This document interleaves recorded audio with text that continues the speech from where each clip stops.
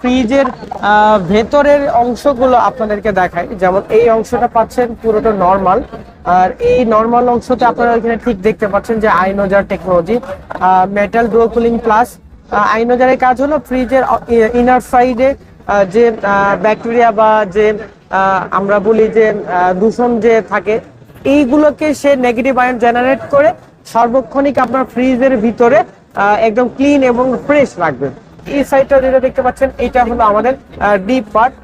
এই পার্টটা হলো কনভার্টেবল, আপনি চাইলে এই পুরো ফ্রিজটাকে নরমালি কনভার্ট করতে পারবেন। পাশাপাশি এখানে যে আপনি গ্যাস ক্যান দেখতে পাচ্ছেন, এইগুলো আসলে আমাদের থেলেট মুক্ত।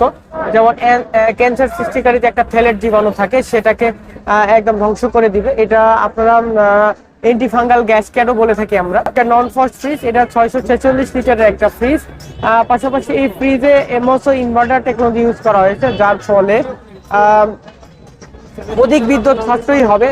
যেমন এমওসও টেকনোলজির কাজ হলো যে আপনার বাইরের তাপমাত্রা এবং ফ্রিজের ভেতরের তাপমাত্রার উপর নির্ভর করে কম্প্রেসারটাকে ঘূর্ণায়ন করে। যে না, এটা মার্কেটে খুব রিসেন্টলি চলে আসবে, আমাদের এটা প্রোডাকশন লাইন আপে চলে গেছে আর কি।